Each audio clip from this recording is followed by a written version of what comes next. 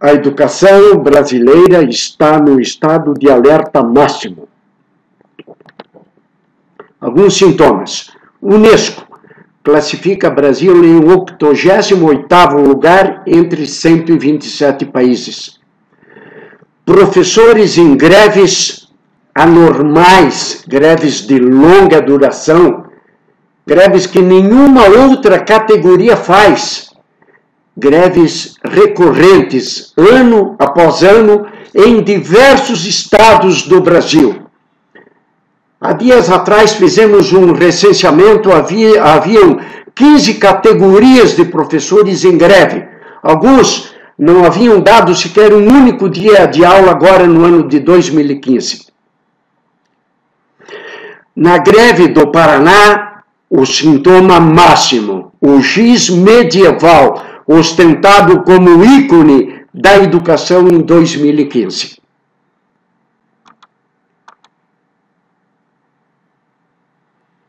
Estamos propondo 12 medidas inéditas, imediatas, para iniciar uma revolução da educação no Brasil. Inéditas, não porque nunca foram adotadas, inéditas para o Brasil. Sei que muitas das medidas que vou propor serão encaradas como ou absurdas, ou inviáveis, ou impossíveis.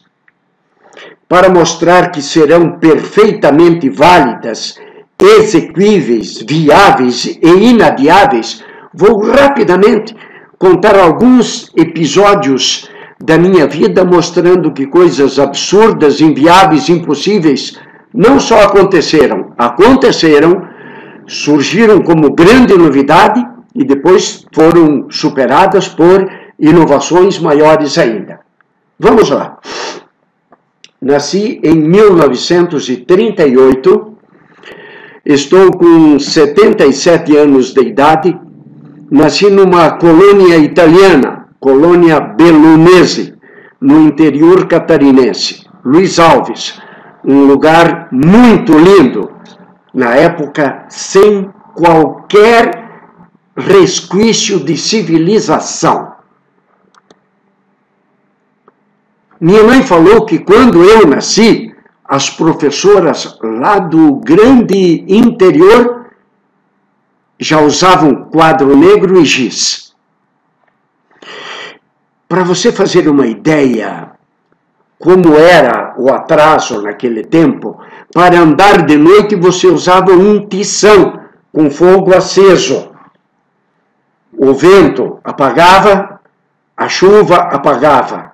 E se nem ventasse, nem chovesse, você tinha que ficar soprando para o bastão não apagar. Então, constituiu uma grande novidade naquela época, quando meu pai deu uma melhorada de vida e conseguiu comprar isso que você está vendo. A imagem dela, ela fica acesa, você não precisa soprar. Mas se você sair lá fora, o vento e a chuva apagam. Tempos depois, meu pai comprou um artefato, nós ficamos dias e dias olhando para ele, de tão lindo, de tão diferente. É isso que você está vendo aí, o lampião. A vantagem do lampião é que você podia sair com ele lá fora, nem chuva nem vento apagavam. Era uma grande inovação para a época. A grande inovação mesmo só chegou lá na casa do meu pai quando ele tinha 63 anos e eu 32. 1970, chegou a luz elétrica. Me lembro que quando chegou a luz elétrica, o pessoal permaneceu com a luz acesa 2 ou 3 dias olhando para ver se não apagava. E não apagava. Era uma novidade incomensurável. O progresso estava vindo. O quadro negro, esse estava continuando por lá. A grande emoção foi quando meu pai tinha 74 anos, para ter o governo, eu hoje estou com 77, Meu pai com 74, eu com 39. Meu pai conheceu lá no mato o telefone. Eu fui lá na inauguração. Quando tocou, eu disse, pai, atenda, como faço? Eu pego o aparelho e ponha no ouvido, não vai dar choque? Não, ponha sem medo. Ele pôs, afastou, levou um susto, eu disse, ponha e diga alô. Ele falou alô, ficou um pouco, tirou o telefone e me disse, Chacramenhato Eva, parece que tem o Olímpio falando do outro lado. E tinha o Olímpio, meu irmão, era o filho dele. A grande revolução do telefone chegava, mas o quadro negro continuava. Naquela época, quem estava bem de vida tinha um cavalo bem encilhado, um carro de boi, uma carroça. Não uma carroça como essa. Uma carroça como essa lá em Luiz Alves, só o tio Jacó tinha. Carroça com todo, o resto das carroças era sem todo. O meu sonho era ter uma lambreta. Agora, o meu grande sonho eu realizei com 24 anos de idade. Consegui comprar um Fuque azul Golf 1962 por 1.200 cruzeiros. Meu compadre dizia, você sabe que lá nos Estados Unidos você compra um carro desse como se compra uma geladeira aqui no Brasil? Na época, você só pagava a geladeira quando recebia. Esse carro eu paguei 1.200 cruzeiros em março, só recebi em outubro. O que eu mais curti nele era andar debaixo da chuva, sem se molhar nem encharcar o pé. Essas experiências eu passei todas em minha vida. Agora sim, vou te convidar para entrar na sala de aula no meu primeiro dia de aula em 1945, em Luiz Alves, no interior catarinense. Lá estava o quadro negro. Há 70 anos atrás, era moderno. Cada rabisco que a dona Imengarda, minha professora, fazia, todo mundo ficava curioso e ficava olhando ver o que acontecia. Já em 49, eu tive que fazer uma viagem de 8 horas de carroça para poder me matricular no 4º ano primário. Fui para o melhor colégio de Santa Catarina, esse que você está vendo aí, o Colégio Dom Bosco, de Ascurra. Nossa, era uma maravilha. Aqui estou eu. Em 1949, o melhor colégio de Santa Catarina tinha um enorme quadro negro que atravessava a sala de fora a fora. As pessoas vinham olhar o tamanho e a beleza. Era tudo muito moderno. A Segunda Guerra estava aí. Pouquinho tempo depois, em 1951, eu tive que fazer uma viagem de 5 dias para poder me matricular no primeiro ano ginasial, lá no interior de São Paulo, na cidade de Lavrinhas. Lá eu vinha conhecer, coisa que já existia, mas que eu não conhecia. Vinha conhecer a caneta que tinha um tinteiro dentro dela. Porque até lá eu conhecia a caneta com um tinteiro. Você punha a tua caneta no tinteiro para escrever. Essa caneta era uma revolução. Ela era uma caneta que tinha um tinteiro dentro. E também conhecia um mata-borrão automático. Até aquela época eu conhecia um mata-borrão que você esticava o mata-borrão e ficava esfregando com a mão. O quadro negro lá estava. Em 54, Getúlio suicidou-se. Em 54, eu conheci, nossa, o giz colorido. Você não imagina como aquilo era bonito. Conheci também o Toddy.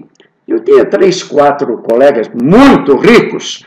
Os pais deles moravam em São Paulo vinham visitar o filho de carro e entregavam para o filho essa lata de Toddy. Diziam que era uma coisa muito boa, não sei. Eu nunca experimentei isso, pelo menos não na época.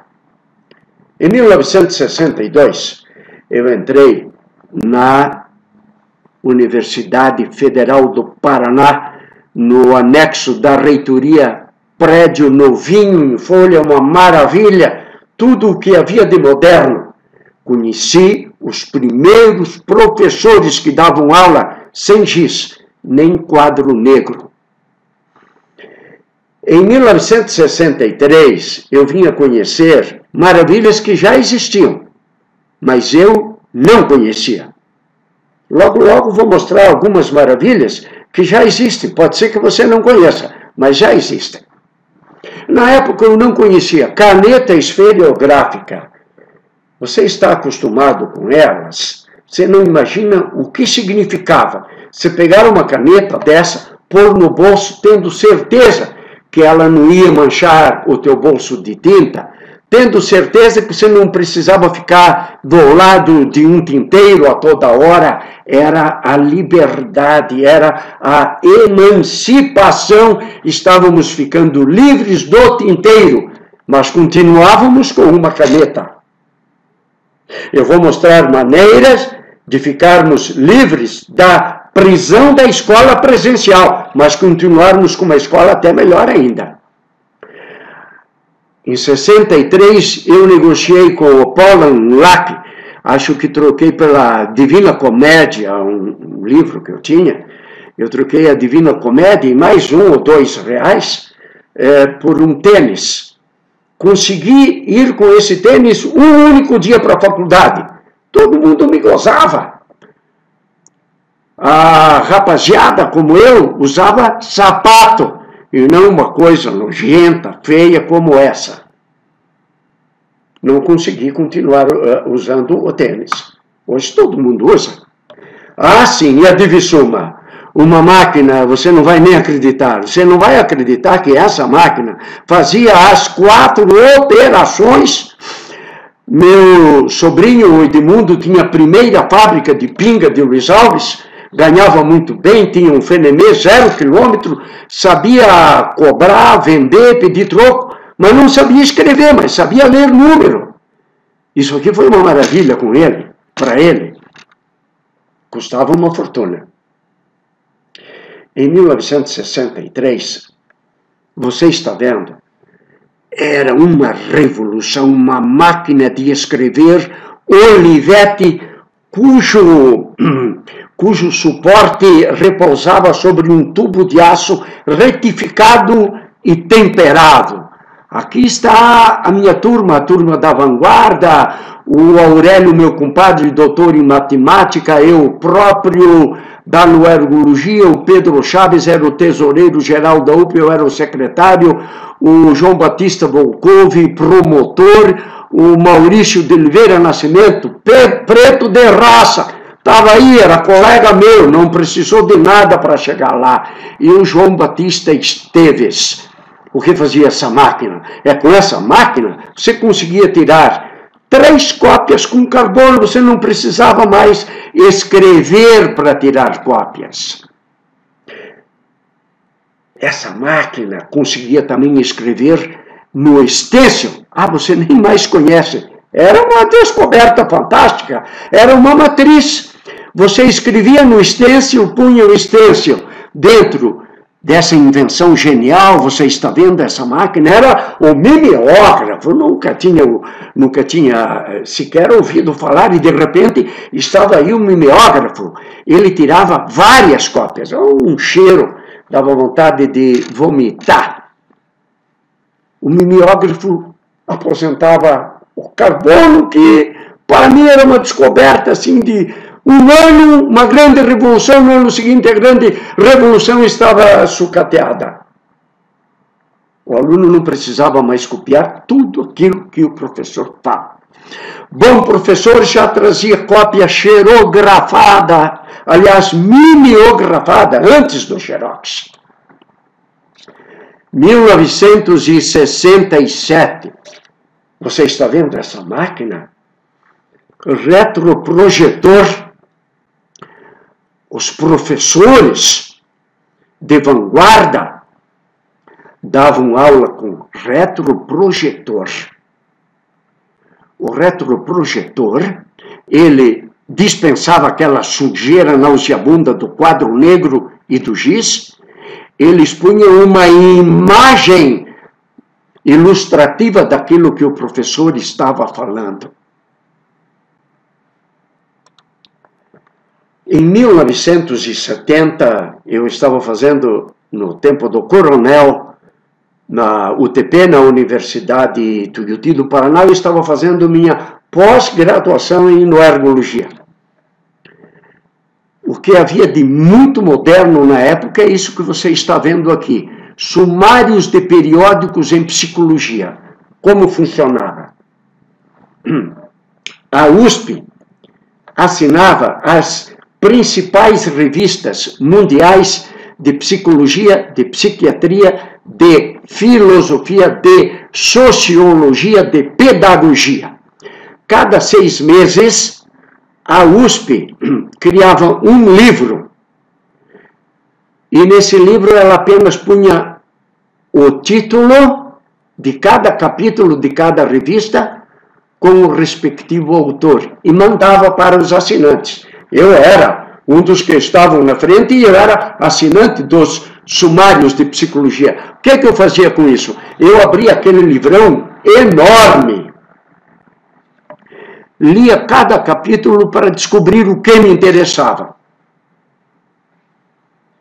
Aí eu datilografava uma carta, ia ao correio, pagava antecipadamente o xerox, mandava pelo correio a carta com o comprovante de pagamento para a USP, e um tempo depois eu recebia pelo correio o xerox daqueles artigos. Eu tenho até hoje na minha biblioteca. Então quem estava muito avançado estava 2 anos atrasado. Agora, veja por que isso era necessário naquele tempo. Isto era uma evolução. Porque antes disso, o que eu fazia? Eu mandava cartas a cada embaixada, solicitando que me localizasse o pesquisador tal ou qual, X ou Y, para a seguir eu enviar uma carta para aquele pesquisador pedindo os arquivos dele. Por que isto era necessário? Porque naquele tempo não tinha internet. Porque os livros estavam lá no prédio da faculdade. O professor estava lá no prédio da faculdade. Essas revistas estavam lá na biblioteca da USP. Por isso, os sumários eram importantes. Veja, hoje isso não é mais necessário. Porque isso hoje está tudo na internet. Na época, algum colega lunático sonhava com um tal de anjo de vento fornecendo informações na hora. A gente se lembrava, né, desta ave que você está vendo aí, o ganso fazendo glu, glu, glu, glu, glu. Seria um fanatismo, uma alucinação, coisa de louco você imaginar que um dia houvesse algo parecido com o Google. A universidade está ao teu alcance num clique. 2000, a luz digital, você já imaginou? A tecnologia dentro da sala de aula. O quadro negro giz com aquela sujeira fora da sala de aula. Uma sala de aula sem quadro negro, uma sala de aula com lousa digital. Era o supremo progresso para a época. Eu comecei a usar em minhas aulas, palestras, seminários e conferências, em primeiro lugar, cartuchos de áudio. Eu levava um gravador geloso, você nem mais conhece a marca, nem mais existe, eu creio. E os alunos ouviam depoimentos de cientistas. Era uma inovação absoluta. Mas em pouco tempo eu descobri as fitas de videocassete. Então levava para as minhas aulas, para as minhas palestras, para os meus seminários, o videocassete com fitas de videocassetes e exibia documentários científicos, a maioria em inglês. Eu fazia uma tradução meia boca. Os alunos gostavam, porque era uma grande novidade. Mas em muito pouco tempo, aquelas grandes novidades foram para o Museu da História. Surgiu o CD, depois o DVD. CD e DVD aposentam as fitas de videocassete. Em 1978, eu, que era um professor devotado, comecei a desfilar com algo que era a suprema glória, o sincrotape, 1 milhão de anos à frente do giz e do quadro negro. Giz e quadro negro ainda eram usados por alguns colegas meus que, quando não estavam em greve, estavam usando giz e quadro negro, porque eram pessoas sem qualquer vocação, sem qualquer interesse na educação. Eu sempre gostei muito disso e fiz do meu sincrotape um momento de evolução para mim e para todos os que assistiam minhas aulas e minhas palestras. O sincrotape era um cinema ambulante para o professor profissional. Você está vendo aqui este carrossel, ele continha no seu interior vários slides que eram acionados por controle remoto cabeado, mas era controle remoto. Você podia ficar a 2,5 metros do carrossel e comandar os slides. O aparelho vinha com alto-falantes embutidos, então era um verdadeiro cinema. Você preparava os slides. A preparação de slides, você não imagina, era uma mão de obra. Você tinha que criar o slide, preparar o slide, pagar para um profissional confeccionar os slides. Custavam caríssimos. Eu fazia tudo isso.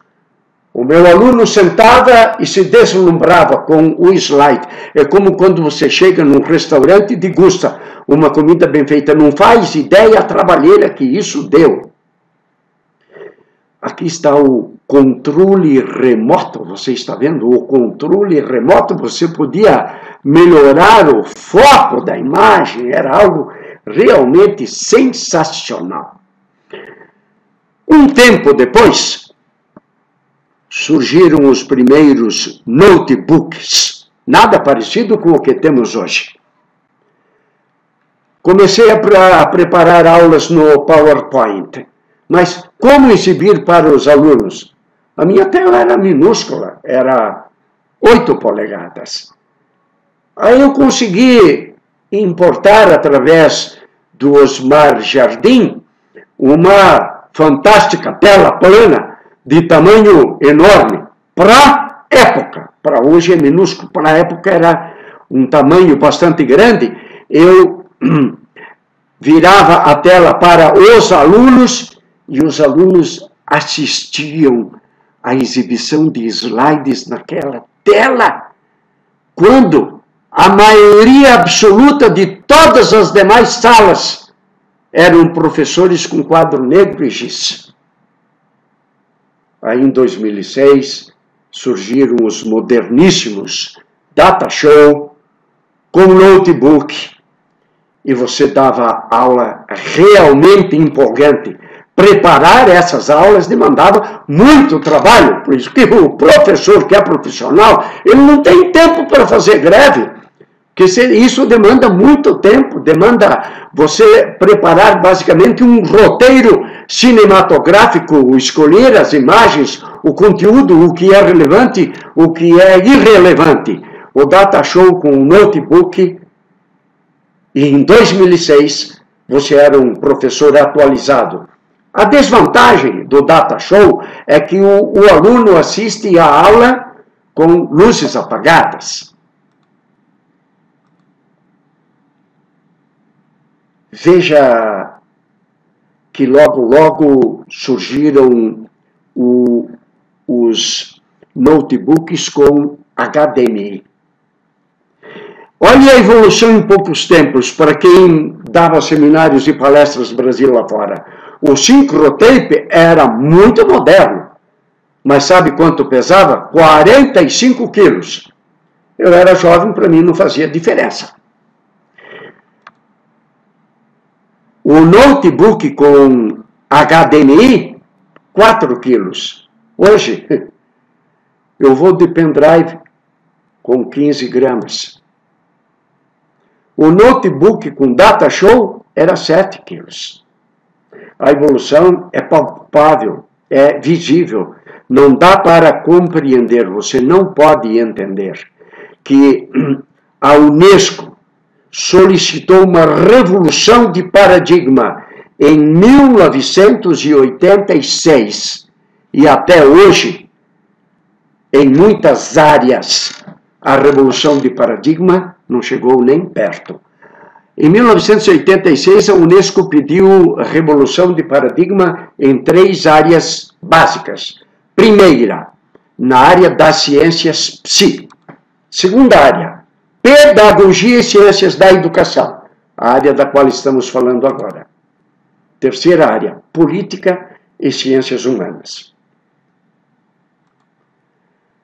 A revolução de paradigma na psicologia, eu tive o prazer de contribuir com ela, fazendo uma pesquisa na época de 41 anos. E em 1999 lancei o livro Revolução de Paradigma na Psicologia, que fazia um mapeamento dos axiomas do paradigma mecanicista, inviável hoje, ultrapassado, sucateado hoje, embora continue lá na pedagogia, nas ciências da educação, e nesse mesmo livro propunha os axiomas que ancoram o paradigma emergente da noergologia. Quando você faz uma revolução de paradigma, você apresenta soluções inteiramente inovadoras. A revolução de paradigma, ela nem melhora e nem piora o estágio anterior.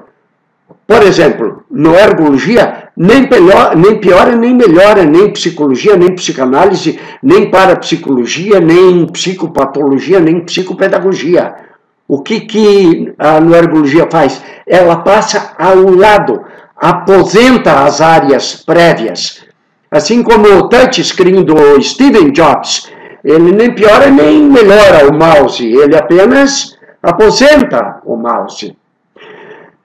Vou apenas ler para você soluções da noergologia. Você verá pelos próprios termos que se trata de soluções inteiramente novas. Não se trata de melhorar nada do que existe. Veja, alfagenia, CRISPR-MEC, Megane, atleta meganérgico, noergologia do poder, antipsicocracia, noergia, infocinética e noeróbica, patenteada pelo nosso Instituto de Noergologia. Você sabe o que faz noeróbica? Noeróbica é uma descoberta que resolve num prazo médio de 8 semanas o que psicanálise, psicoterapias demandavam meses, anos ou até a vida inteira. Eu fui psicanalista. Eu mesmo sei que tive pacientes para a psicanálise que demandavam 5, 6, 7 anos. Me orgulhava disso, hoje tenho vergonha. Com noeróbica é uma praxis totalmente nova. Ela não melhora a psicanálise, nem nada do que você conheça, nem neurolinguística, não tem nada a ver com isso. É uma nova tecnologia. Muito bem. Pergunto, onde está a revolução de paradigma na pedagogia? Onde está? Vejo professores no Brasil inteiro panfletando contra tudo, nada a favor da revolução da educação. Ninguém pleiteia a aposentadoria do quadro negro do giz da escola presencial. Giz usado como ícone de professor, 29 anos depois da Declaração de Veneza. Giz usado como ícone do magistério no ano de 2015.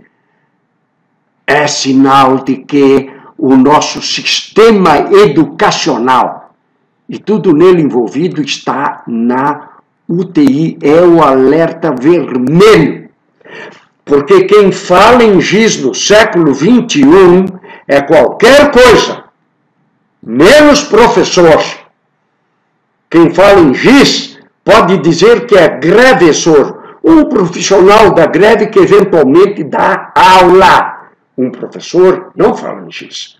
O professor é um profissional do magistério que eventualmente usa a greve como demais categorias antes de uma semana.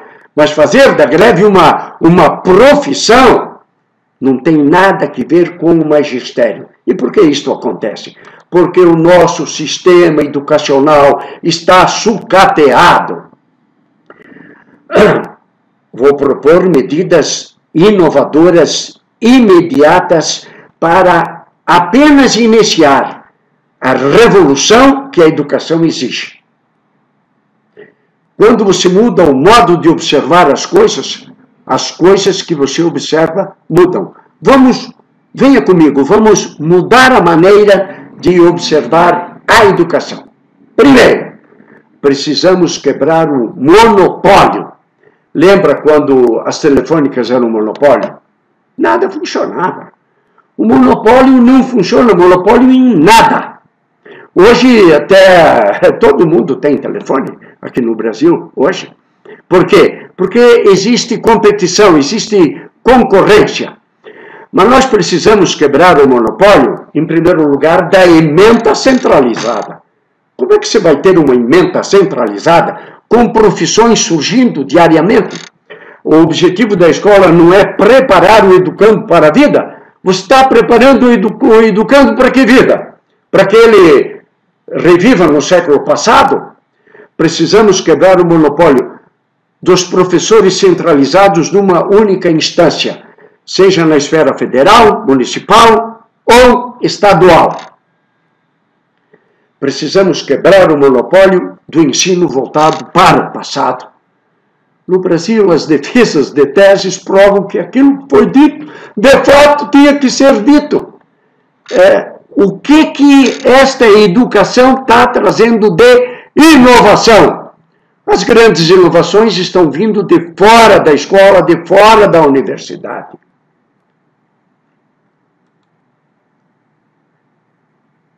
Todo mundo quer acabar com a greve. Por quê? O pior da greve, meu amigo, não é ela, é o fim dela. Quando nossos pupilos ficam reféns, não de professores, ficam reféns de grevessores. Nossas crianças precisam de professores profissionais, amantes da educação e do ensino. Nós não podemos expor nossas crianças a grevessores, a pessoas que usam a educação para objetivos estranhos à educação.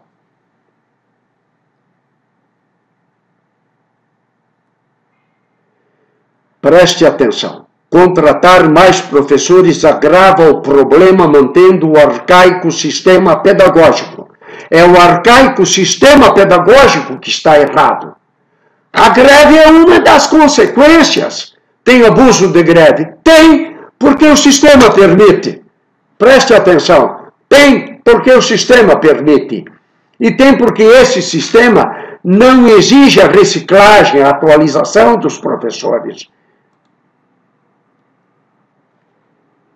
Vamos criar FIES estadual, municipal, federal já tem. Agora, é uma maneira de descentralizar. A educação continua pública.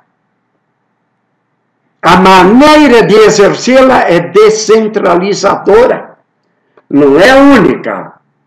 Esta medida você pode criar agora para atender uma parcela dos alunos. Crie políticas e critérios. vamos adotar a homeschooling. Ah, nunca ouviu falar? Você é professor? Nunca ouviu falar em homeschooling? Se você é professor, eu creio que você ouviu falar em homeschooling. Agora, se você é agressor, eu não estranho que você não tenha ouvido falar em homeschooling. Afinal, a educação não te interessa. O que te interessa é fazer greve. Homeschooling é um sistema de ensino domiciliar já adotado em 65 países. No Brasil já há um projeto, o projeto 3.179 de 2012 de Lincoln Portela, para normatizar o homeschooling no Brasil. Já existe a ANED, Associação Nacional de Educação Domiciliar. A educação domiciliar é garantida pela Constituição. Veja, antigamente eu, por exemplo, assinava os sumários de psicologia porque eles não estavam na internet. Hoje, na internet, você tem todas as bibliotecas do mundo, todas. No site da Neurologia, vai lá. Você pode visitar, entrar dentro da biblioteca. O professor não estava na internet, ele estava lá na faculdade. Hoje, tudo está na internet. Você vai me dizer, mas nem todo o conteúdo da internet é confiável. De acordo. Tanto quanto nem todo o conteúdo da universidade é confiável. Imagine, por exemplo, quem está fazendo hoje um curso de pedagogia numa faculdade pública ou privada. A sociedade está pagando para os dois alunos que estão lá. Pergunte se eles têm a cadeira de gamificação. Aposto que não tem. Eles estão fazendo um curso inútil. A pedagogia vai caminhar para o EAD e para a gamificação, porque o mundo está mudando, mesmo que você não queira, ou mesmo que você não saiba.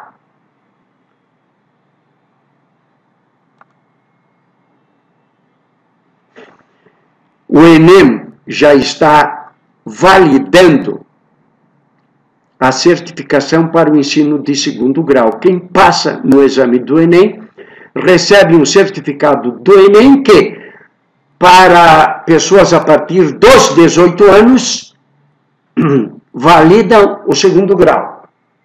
Dá para mexer um pouquinho na lei e fazer com que o Enem valide o segundo grau independentemente da idade. Podemos ampliar o homeschooling e fazer o homeschooling com suporte em EAD. Por que o aluno tem que sair de casa para fazer o primeiro grau, o segundo grau? Para se socializar. Para se socializar. Ele se socializa no interfone quando se encontra com os amiguinhos de bairro, com os amiguinhos de clube, com os amiguinhos de festa. E nada impede que uma parte dessas aulas seja presencial. Vamos criar parcerias educacionais com ONGs e OCIPs, imitando o que o Estado de Goiás já faz. A escola continua pública, o aluno vai se matricular nessas escolas e vai continuar ou não pagando nada, ou pagando um valor simbólico muito acessível, dependendo da parceria. O Estado pode criar parcerias com cooperativas de professores, isso mesmo. Você que é professor como eu, professor porque gosta, professor vocacionado. Ora, esta é uma oportunidade para você se transformar num empresário da educação. Outra medida, migração imediata de 100% de todos os cursos de graduação e pós-graduação para o EAD. A maioria das faculdades privadas já fizeram isso. Por que as faculdades municipais, estaduais e federais, na sua maioria, estão demorando para fazer isso? Precisamos fazer isso agora. migração dos cursos de segundo grau, de uma parte dos cursos de segundo grau para o EAD, mantendo 50% presencial, 50% no EAD. Isso pode ser feito tanto diretamente pelo Estado, quanto pelas entidades parceiras. Cooperativas de professores limitadas a 100 afiliados, evitando que se criem novos monopólios. Governo federal, estadual, municipal pode criar plano de incentivo à admissão voluntária de professores que queiram montar cooperativas e se transformarem em empresários da educação. As cooperativas podem celebrar convênios com os diversos órgãos do Estado, tanto para ensino presencial quanto para o ensino no EAD.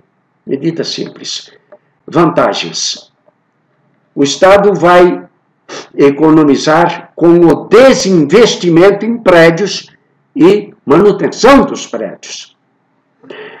A arrecadação com a venda de imóveis que eram necessários no velho presencial deve ser aplicada onde? No treinamento, atualização e na melhor remuneração, aí sim, do corpo docente. Porque no EAD não dá para matar aula. No EAD você não pode ficar desatualizado. Você precisa se atualizar continuamente. Todas essas medidas são implementáveis em curto prazo. Por exemplo, o EAD estadual e municipal pode ser implementado rapidamente. Todos os professores serão automaticamente melhor remunerados, porque os governos vão deixar de investir em giz, em quadro negro, em papel higiênico, em sala de aula, em prédios, vão investir aonde? Na atividade fim, na educação, no educador, no educando, nas tecnologias. Os professores terão que se reciclar a toda hora, continuamente. O educando vai ganhar na loteria esportiva, porque a qualidade de ensino que ele vai receber nem se compara com o que ele está recebendo hoje na maioria das escolas brasileiras. Toda a sociedade economiza com redução de trânsito, redução no consumo de combustível, redução no efeito carbono. Pais, alunos, professores economizarão combustível, tempo e dinheiro. Os alunos fruirão da educação lúdica, com a participação da gamificação e dos eletrônicos. O aluno também não vai mais receber aquele choque. O aluno que nasceu aí com a televisão, com o celular, com o game, de repente sai do convívio paterno e entra numa caverna. Lá está o museu da escola presencial com giz e quadro negro que tinha antes de eu nascer em 1938. Esse novo sistema quebra o principal malefício do atual sistema, que é o monopólio da emenda. Veja, o objetivo da escola não é preparar o educando para a vida? Para que vida? Olha a diversidade de profissões emergentes. Investir mais dinheiro nesse sistema é jogar dinheiro fora. Nós estamos no século XXI. Escola presencial precisa ir para o museu. E como dizia meu querido ministro Cristóvão, está na hora de introduzir o prazo de validade para diploma. Pense bem. Grande parte dos alunos, ou todos, exercerão profissão que sequer existe hoje. No século XXI, educar é ensinar plasticidade cerebral, capacidade de mudar. O educando precisa apenas aprender a reaprender autonomamente, sem depender de ninguém. o monopólio da educação num sistema único, com ementa padronizada, engessada, é do tempo do Onça. Veja aí 3, 4 profissões de 2010 que sequer existiam em 2003. Analista de rede social, personal trainer de Zumba, arquiteto de dados, personal brain trainer. Educar não é cortar asas, é orientar o voo, é ensinar a voar. Bom professor agora é aquele que treina o educando a não precisar de professor. Esta entidade, este birô, relaciona as profissões que você está lendo, que deverão desaparecer até o ano de 2022. Logo aí. Carteiro, agricultor, etc. Agricultor e o MST está fazendo o quê? O MST está olhando para trás. Leiturista de medidor, comissário de bordo, etc. Fiscal de imposto. A nossa escola precisa apenas sair do museu presencial, vir para o EAD, diversificar. Precisamos ensinar nossos educandos a aprenderem a voar sozinhos. Para isso precisamos de uma revolução de paradigma na educação. Conforme pediu a Unesco, a revolução do paradigma na psicologia, na neurologia, já está posta. Eu já fiz a minha parte. Já estamos, inclusive, com cursos na escola com a velocidade do pensamento, online. Agora é a sua vez. Faça a sua parte.